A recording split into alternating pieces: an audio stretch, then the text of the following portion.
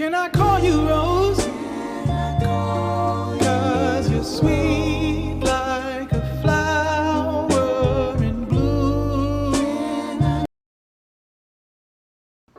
Selamat pagi, siang, dan malam kepada rekan-rekan sekalian yang sedang menyaksikan video kami dari kelompok 7 Hukum Hak Kekayaan Intelektual yang pada kali ini akan membahas terkait perlindungan varietas pada tanaman. Dalam hal ini, nantinya kami akan membahas tentang yang pertama, sejarah perlindungan varietas tanaman, yang kedua, hak dan kewajiban pemegang PVT, yang ketiga, jangka waktu PVT, yang keempat, syarat perlindungan PVT, yang kelima, pengalihan hak PVT, yang keenam, lisensi dalam PVT yang nantinya akan dibagi menjadi lisensi dan lisensi wajib, dan yang ketujuh adalah penggunaan PVT yang dilindungi oleh pemerintah, dan yang terakhir adalah contoh-contoh.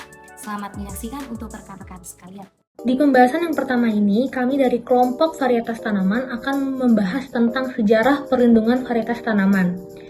Pada tahun 1961, beberapa negara di dunia telah menyepakati suatu konvensi internasional tentang perlindungan varietas tanaman. Kesepakatan internasional ini termuat dalam International Convention for the Protection of New Varieties of Plants atau yang lebih dikenal dengan UPOV.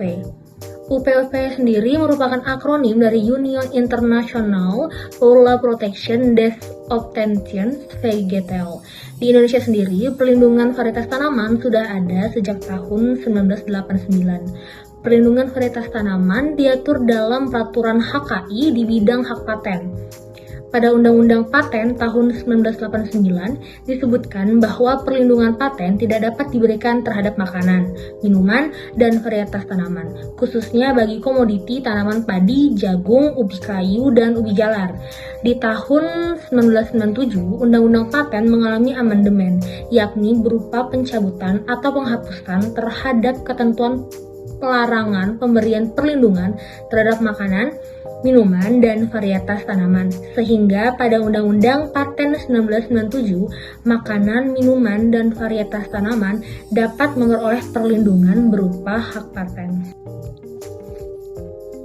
Lalu di slide selanjutnya, selain perlindungan dengan hak paten, pengaturan secara khusus mengenai perlindungan terhadap varietas tanaman dilakukan sejak tahun 1990 dengan diterbitkannya Undang-Undang Nomor 5 Tahun 1990 tentang konservasi sumber daya alam hayati dan ekosistemnya. Kemudian di tahun 1992 diterbitkan Undang-Undang Nomor 12 Tahun 1992 tentang sistem budidaya tanaman yang mendorong kegiatan pemuliaan tanaman, di mana dalam pasal 55 Undang-Undang Nomor 12 Tahun 1992 dinyatakan bahwa yang pertama, kepada penemu teknologi tepat serta penemu teori dan metode ilmiah baru di bidang budidaya tanaman dapat diberikan penghargaan oleh pemerintah. Lalu di ayat yang kedua, kepada penemu jenis baru dan atau varietas unggul dapat diberikan penghargaan oleh pemerintah serta mempunyai hak memberi nama pada temuannya. Lalu di ayat yang ketiga, setiap orang atau badan hukum yang tanamannya memiliki keunggulan tertentu dapat diberikan penghargaan oleh pemerintah. Lalu di ayat yang keempat, ketentuan mengenai pemberian penghargaan sebagaimana dimaksud dalam ayat 1, ayat 2, dan ayat 3 diatur lebih lanjut oleh pemerintah. Selanjutnya, perlindungan terhadap varietas tanaman dengan menggunakan hak paten tidak dapat terus dilakukan dengan beberapa alasan. Alasan yang pertama, pemegang paten akan memiliki kewenangan secara prinsip untuk melarang penggunaan kembali benih yang telah ditanam oleh petani. Dengan konsekuensi, akan muncul biaya yang lebih tinggi bagi petani dan dominasi perusahaan benih besar akan semakin kuat. Alasan yang kedua, pemulihan yang berdasarkan pada perlindungan varietas tanaman akan tersingkir, yakni ketika perlindungan paten tidak mendukung jenis invensi yang dihasilkan oleh petani tradisional, tidak dimintakan paten dan digunakan secara bebas di antara kelompok petani tersebut. Alasan yang ketiga, pemberian paten memiliki sifat akan adanya hak monopoli pada benih dan atau tanaman yang menjadi objek produksi serta perdagangan benih yang lebih penting. Yang keempat, pemberian paten akan mendukung standarisasi yang lebih tinggi serta memperkuat kecenderungan ke arah budidaya yang tunggal sehingga akan mengikis keanekaragaman hayati. Dan yang terakhir, pemberian paten juga mendukung bertambah dayanya kecenderungan monopoli pada pemilikan tanah dan industri benih yang memungkinkan petani kecil dan petani tradisional merasakan dampak yang lebih buruk. Selanjutnya, saya akan menjelaskan mengenai jangka waktu perlindungan varietas tanaman. Berdasarkan Undang-Undang Nomor 29 Tahun 2000, Pasal 4 Ayat 1-3, jangka waktu perlindungan varietas tanaman diberikan 20 tahun untuk tanaman musiman dan 25 tahun untuk tanaman tahunan. Nah, jangka waktu ini dihitung sejak tanggal pemberian dari hak PFT ini diterima oleh pemohon. Lalu ada yang namanya pelindungan sementara. Apa sih pelindungan sementara itu? Jadi pelindungan sementara ya pelindungan yang secara sementara yang diberikan kepada pemohon. Diberikannya ini sejak tanggal pengajuan permohonan dari hak perlindungan varietas tanaman ini diterima secara lengkap oleh kantor perlindungan varietas tanaman, lalu kemudian diberikan haknya tersebut kepada pemohon. Baik, selanjutnya di sini saya akan menjelaskan tentang syarat perlindungan varietas tanaman. Syarat perlindungan varietas tanaman sendiri diatur dalam Undang-Undang Nomor 29 Tahun 2000 yang mengatur mengenai perlindungan varietas tanaman. Beberapa syarat diantaranya yakni ada 4 syarat. Yang pertama yakni syarat baru, kedua syarat unik, ketiga syarat yang seragam, yang keempat syarat yang stabil. Di syarat yang terbaru maksudnya ialah varietas harus belum dikenal oleh masyarakat dan tidak ditemukan dalam bentuk yang sama di alam liar. Lalu maksud dari syarat unik, varietas harus dapat dibedakan dengan varietas yang ada dan memiliki ciri-ciri yang berbeda. Lalu syarat seragam yakni varietas harus memiliki penampakan yang luar seragam dan memiliki ciri-ciri yang sama ketika ditanam di berbagai tempat.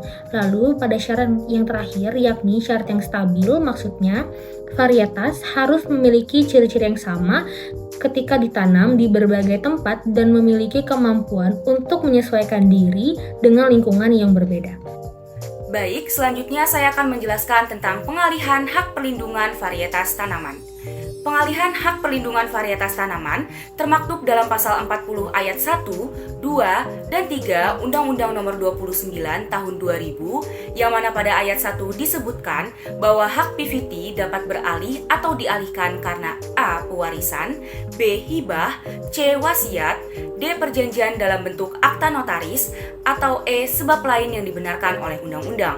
Kemudian pada ayat 2 dijelaskan pengalihan hak PVT sebagaimana dimaksud pada ayat 1, butir A, B, dan C harus disertai dengan dokumen PVT berikut hak lain yang berkaitan dengan itu. Kemudian pada ayat 3, setiap pengalihan hak PVT wajib dicatatkan pada kantor PVT dan dicatat dalam daftar umum PVT dengan membayar biaya yang besarnya ditetapkan oleh Menteri. Selanjutnya, saya akan menjelaskan mengenai penggunaan PFT atau pelindungan varietas tanaman yang dilindungi oleh pemerintah. Berdasarkan Peraturan Pemerintah Republik Indonesia Nomor 14 Tahun 2004, Pasal 33 sampai dengan Pasal 35 menjelaskan bahwa dalam melaksanakan kebijakan pengadaan pangan dan obat-obatan bagi untuk kepentingan umum, pemerintah dapat menggunakan varietas yang dilindungi milik seorang maupun badan hukum.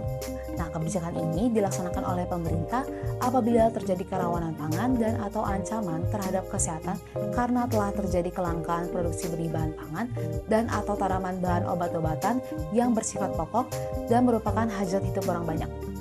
Lalu mengenai penggunaan oleh pemerintah juga harus memperhatikan hak ekonomi dari pemegang hak PFT atau perlindungan varietas tanaman dengan memberikan imbalan yang wajar. Imbalan yang wajar ini diberikan kepada pemegang PFT yang ditetapkan oleh Menteri berdasarkan kesepakatan dengan pemegang hak PFT setelah memperhatikan pendapat dari Menteri Keuangan. Lalu, pemegang hak PFT juga dapat bebas dari kewajiban membayar biaya tahunan jika digunakan oleh pemerintah dengan batas waktu sampai pada penggunaannya selesai. Penggunaan varietas oleh pemerintah yang diajukan oleh Menteri kepada Presiden harus menyertai beberapa syarat. Yang pertama, rencana penggunaan varietas yang bersangkutan, alasan yang menjadi usul tersebut, serta saran dan juga pertimbangan dari Menteri terkait. Nah, jika syarat-syarat ini sudah terpenuhi, maka penggunaan varietas yang dilindungi oleh pemerintah ditetapkan dengan keputusan Presiden. Selanjutnya yaitu terkait dengan contoh perlindungan varietas tanaman, di mana di Indonesia sendiri perlindungan varietas tanaman dilakukan oleh lembaga khusus yaitu LIPI atau Lembaga Ilmu Pengetahuan Indonesia. Contoh perlindungan varietas tanaman yang pertama yaitu adalah bunga suka, di mana bunga suka ini memiliki bentuk unik dari segi morfologi, di mana tabung mahkota bagian luar bunga ini bercorak lurik. Maka hal inilah yang membedakannya dengan varietas bunga lipstik pada umumnya yang bercorak polos, dan tanaman ini berhasil meraih sertifikat PVT pada tahun 2011. Selanjutnya adalah lisensi. Apa itu lisensi?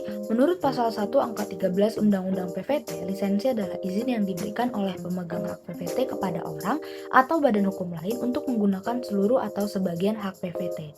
Selain Undang-Undang Nomor 29 Tahun 2000 tentang PVT, ada juga pengaturan peraturan pemerintah atau PP tentang PVT, yakni PP Nomor 14 Tahun 2004 tentang syarat dan tata cara pengalihan perlindungan varietas tanaman dan penggunaan varietas yang dilindungi. Berkaitan dengan PVT, terdapat dua jenis lisensi, yakni yang pertama lisensi sukarela, di mana pemegang haknya memilih untuk memberikan hak berdasarkan perjanjian keperdatan haknya kepada pihak lain sebagai pemegang lisensi untuk mengeksploitasinya. Lisensi sukarela terdiri dari lisensi eksklusif dan lisensi non-eksklusif. Yang membedakan antara lisensi eksklusif dan lisensi non-eksklusif adalah jumlah pihak yang diberikan izin dan wilayahnya. Pada lisensi eksklusif, perjanjian yang berisikan izin tersebut diberikan hanya kepada satu penerima lisensi dan atau dalam wilayah tertentu. Sedangkan pada lisensi non-eksklusif, perjanjian yang berisikan izin tersebut diberikan kepada beberapa penerima lisensi dan atau dalam beberapa wilayah. Dan yang kedua adalah lisensi wajib yang nanti akan dibahas oleh rekan saya. Adapun secara garis besar, terdapat 3 tahapan atau mekanisme lisensi PVT, yang dimulai dari tahap pra-kontraktual atau adanya penawaran dan penerimaan, yang kedua tahap kontraktual, yaitu adanya persesuaian kehendak antara para pihak, dan tahap post-kontraktual, yakni pelaksanaan perjanjian. Dalam lisensi terdapat hubungan hukum antara pemberi dan penerima lisensi, yang mana perjanjian lisensi tersebut menghasilkan hak dan kewajiban. Baiklah, memasuki pembahasan yang selanjutnya yang telah dijelaskan oleh rekan saya sebelumnya, yakni terkait lisensi. Dalam hal ini, lisensi itu juga dikategorikan menjadi lisensi wajib. Nah, apa sih yang dimaksud dengan lisensi wajib tersebut? Lisensi wajib dalam PVT adalah izin yang diberikan oleh pemegang hak PVT kepada pihak lainnya untuk menggunakan PVT tersebut secara paksa berdasarkan putusan pengadilan.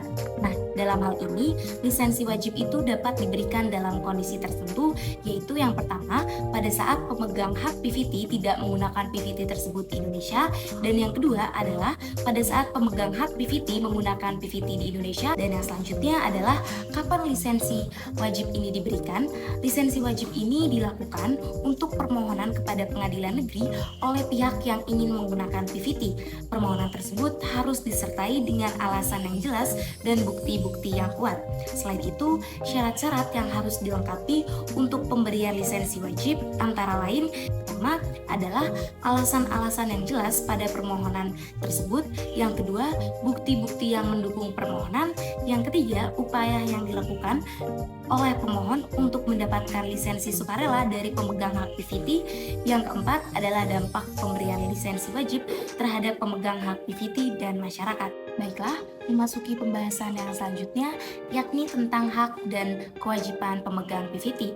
Yang pertama adalah hak pemegang PVT. Di sini ada hak mewujudkan. Kedua adalah hak untuk memberikan persetujuan. Dan yang ketiga adalah hak memperoleh lisensi. Yang keempat, hak memperoleh ganti rugi. Dan yang terakhir adalah hak moral. Yang selanjutnya adalah kewajiban pemegang PVT. Yang pertama ada kewajiban menyimpan benih. Yang kedua adalah menyerahkan benih standar. Dan yang ketiga adalah memberikan informasi. Dan yang keempat adalah melaporkan pelanggaran. Dan yang terakhir adalah membayar biaya. Yang dimaksud dengan membayar biaya di sini adalah membayar biaya permohonan, pemeriksaan, dan penerbitan sertifikat PVT.